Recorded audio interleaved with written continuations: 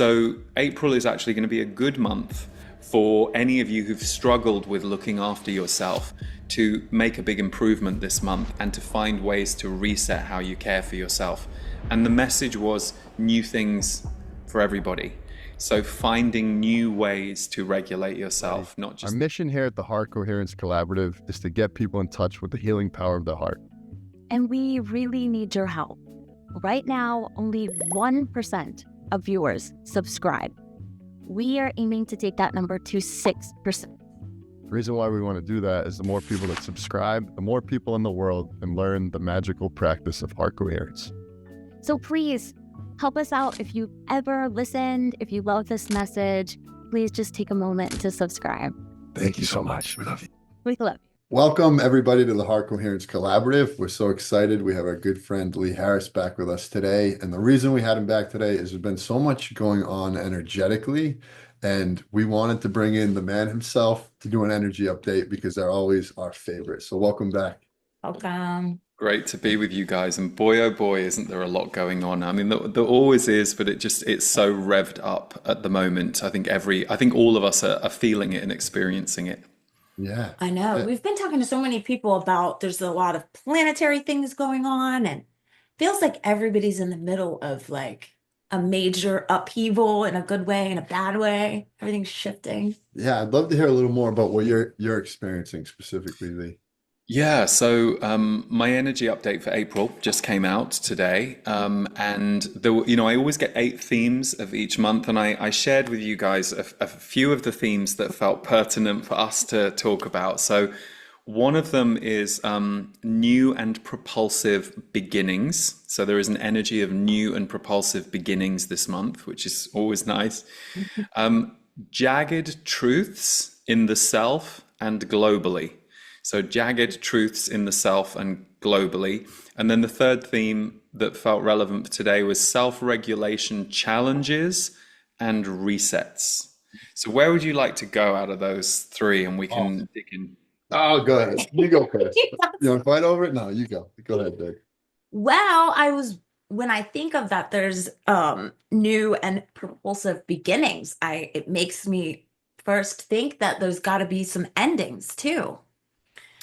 It's good point. And so basically with this theme of new and propulsive beginnings, what was coming through this theme is because so many of us have gone through either weeks or months of clearing out a lot of stuff. So a lot of old patterns, old behaviors. You may have had actual relationship shifts or the endings of whatever it is you're involved in, projects, work. It can also relate to if you have felt very stagnant or very stuck for a while.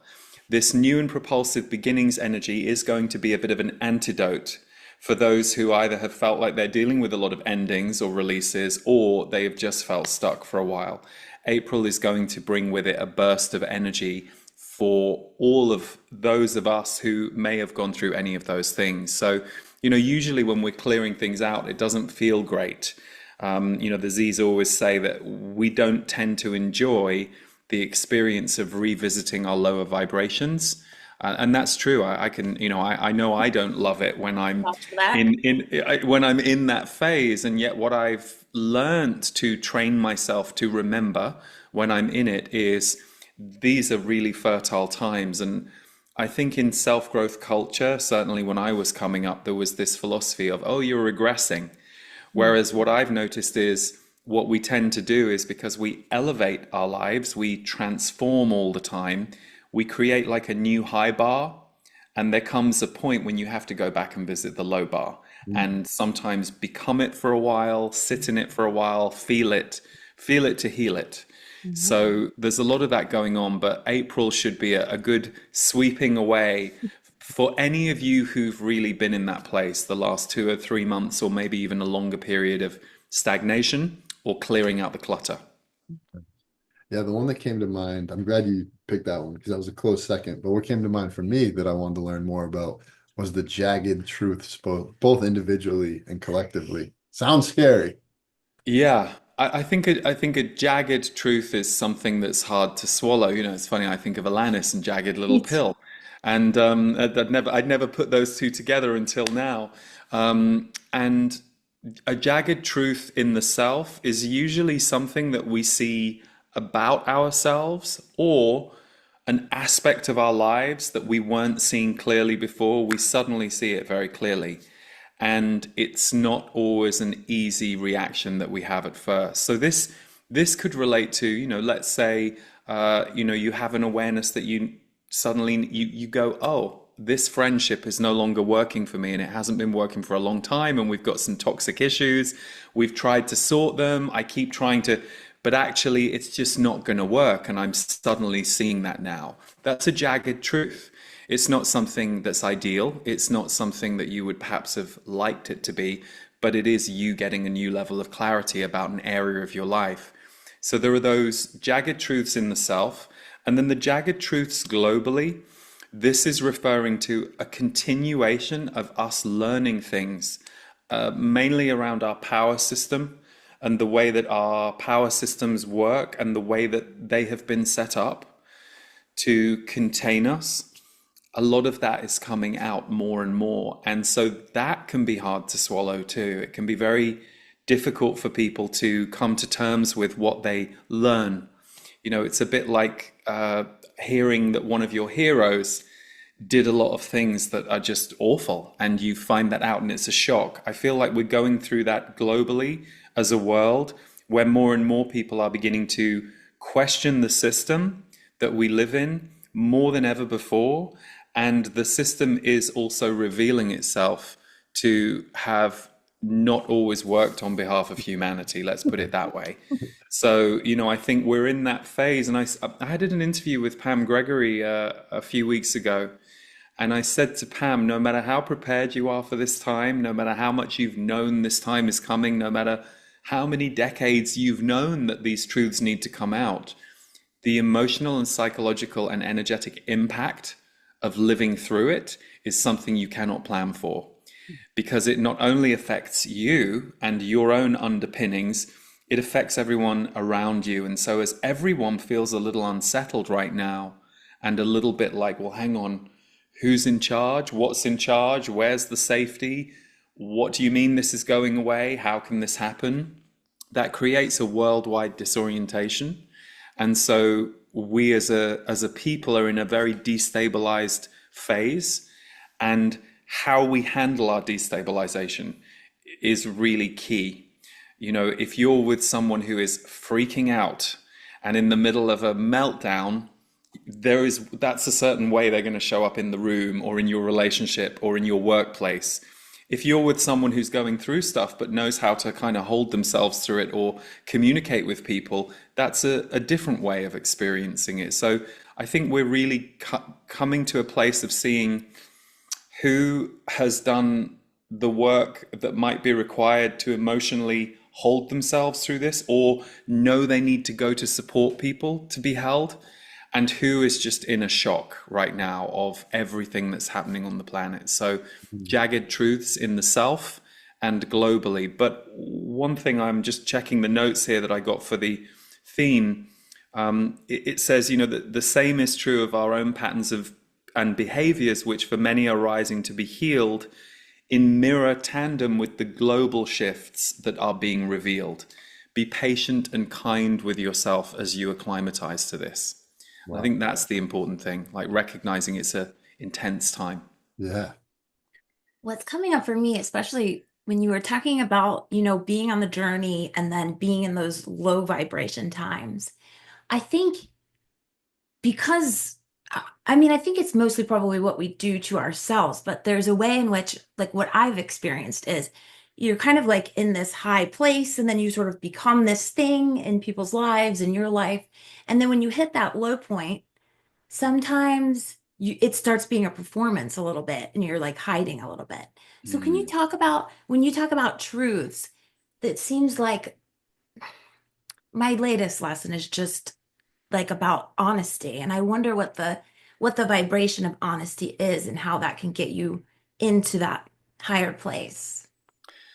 I love that you brought this up, because I think many, I know for me, coming from British culture, we were taught not to share our feelings. Yeah. We were taught to hide and be polite and kind of So, in my own life, it's been a journey of inviting myself to honesty with the people I'm close to. And this I think is important.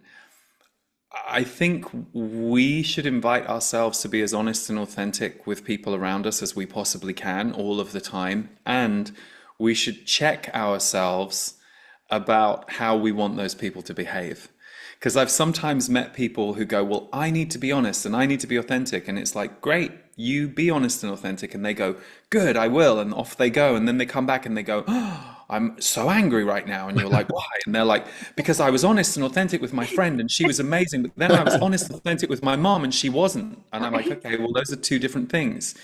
You being honest and authentic is one thing.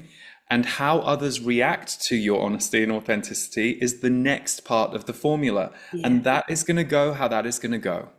And you, on a case by case basis, are going to decide. So, I have people in my life who I will tell any detail to.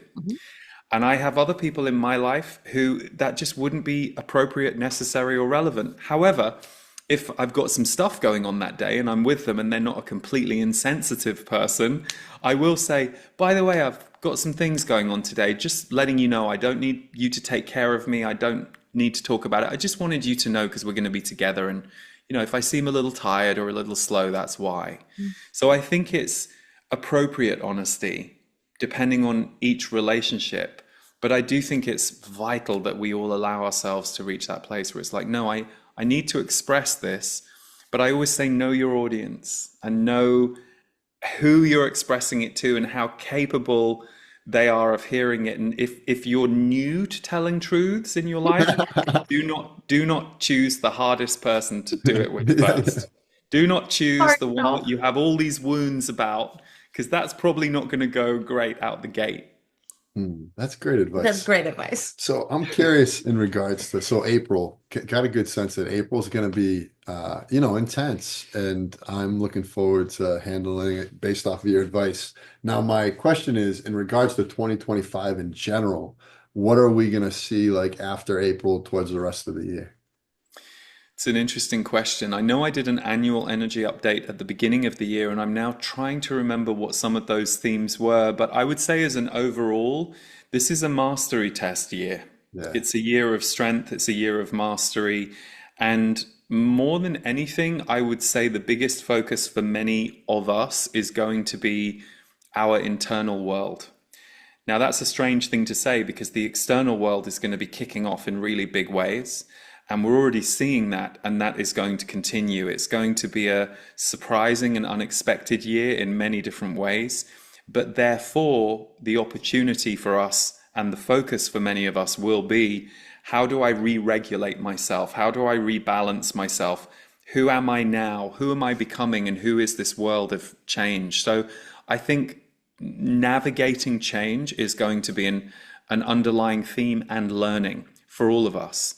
And that's its own kind of mastery skill, being able to stay steady and re-find your center when you're knocked off balance by world events or personal life events. The one thing that you can come back to is yourself, your inner self. And I think there was a theme I touched on around self-regulation, challenges and resets. Self-regulation is the ability to self-soothe, balance yourself, calm yourself down. That's how we all hopefully have a good knowledge of what regulates us, what calms us down, what helps reset us in challenging times. And the message for April was, many of us will have gone through a period of struggling to regulate ourselves in the usual ways, or in the old ways, or the ways that used to work. Because the energy has been so chaotic, it won't have been as simple as, oh yes, well, I do my yoga on a Monday and I do my this on a Wednesday, and no, none of those old patterns and, if you like, control habits will have been as held in place over the last few months. So April is actually going to be a good month for any of you who've struggled with looking after yourself to make a big improvement this month and to find ways to reset how you care for yourself. And the message was new things for everybody. So finding new ways to regulate yourself, not just the old habits that may or may not be working, but finding new things to keep yourself regulated. And I would say that's probably good advice for the whole year. Yeah. It will be a propulsive year in the outside world. Those of you who are creating things in the world for, if you like, new earth, so new ways of being in community, innovations or creations for the world that are important for the future. This will be a good year for those as well. Even with all the chaos, that chaos energy in the outside world is actually going to generate and in a weird way, nurture a lot of innovation and creativity. So things that are happening outside the mainstream, they're going to have an opportunity to grow this year, which is important. Nice. In this year of mastery, well, if I survive April based off of this energy update, You'll survive yeah, April, Carl. You You'll will. survive. in this amazing year of mastery and discovery, I'm really excited about July coming out Mm. to La Jolla. I call it La Jolla, but yeah, we're going to be coming out to La Jolla with you and the Z's and a couple special guests for an incredible event that you have going on. And I'm honored to be going with We're so Leah excited. and to So meet you glad in you're coming. person and the Z's. It means so much to us. So if you could just talk about the event, how it all comes together. I know you've been doing this many times, but I'd love to just learn as much as possible. Yeah. Yeah, absolutely. And I'm thrilled you guys are coming. So, Soul Magic is a week-long retreat that I first delivered in 2016, and the first one was in Hawaii. And over the years, we've done them in Costa Rica, Santa Fe last year, and this year we chose La Jolla because it's a very magical beach town. There's something about it, and it's also very convenient for San Diego Airport, which is great. So, we always get people flying in from other countries or around the States or other parts of the world.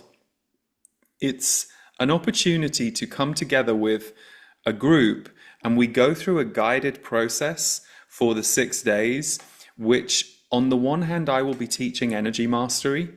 So there will be certain sessions where I will be teaching ways to look at who you are, you specifically. It's not a training that's trying to get everybody to behave the same way. It's more about helping you uncover who you are and what you're here to do. So I will be teaching certain sessions around energy mastery. I work very closely with participants. So every single day we're doing a lot of Q&A. But the other thing I create right at the beginning of the week is an energy blueprint. So usually the day before the event, I will channel an energy blueprint from the Z's. What are we working on this week? Who is coming, and what are the themes that we're all going to coalesce around? So in that sense, it becomes a bit of a mystery school as well, because we go through this week-long empowerment process together with these themes that interestingly really show up in the room. And the other elements this year, as well as me channeling, teaching, and Devor and I bringing the music into the room, which we always love because we get to sing with everybody. So, we sing certain mantras that we've created, and that's always a really nice communion for everyone. As well as all of the usual things, I'm also bringing in Anita Morjani this year, who I is a love her. friend. She's wonderful. And what I asked Anita to come and co-teach with me for one afternoon is the strength of sensitivity. Because often we hear of sensitivity as this problem or this curse. And, both Anita and I work a lot with sensitives. So we'll be looking at your sensitivity as your superpower and co-leading a session on that, and also taking Q&A in that. Stephen Washington is coming, and he will be leading 2 short Qigong sessions each day, just long enough to get your energy moving while we do all the energy work, but not so long that it's too long for people. It will be perfect. So it's a very how do I put it?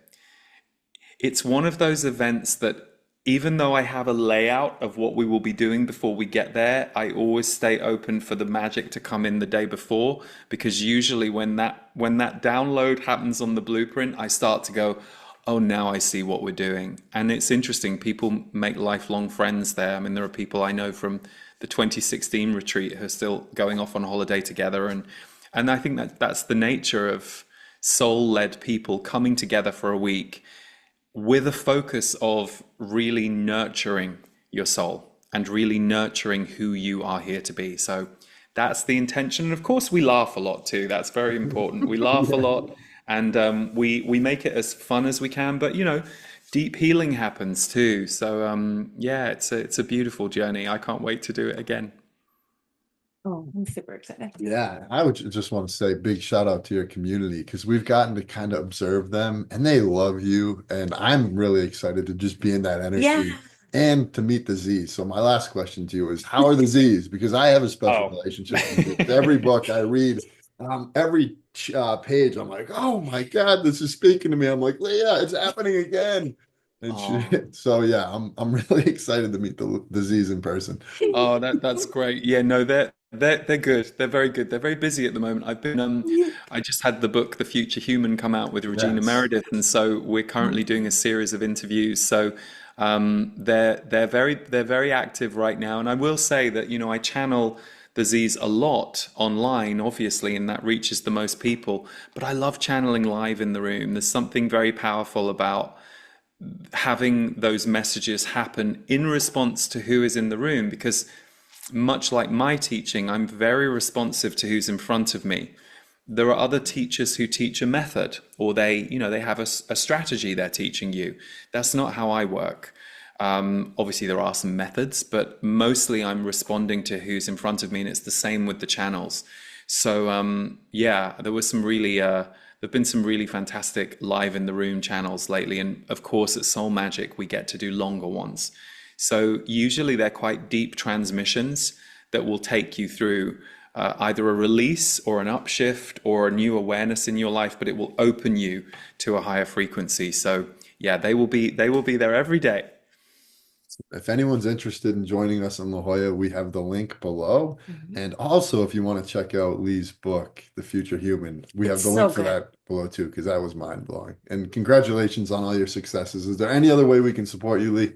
No, thank you. Thank you so much, guys, for having me. And yeah, all of the work can be found at my website, leeharrisenergy.com too. So, and as well as the music that I create with Devore. So yeah.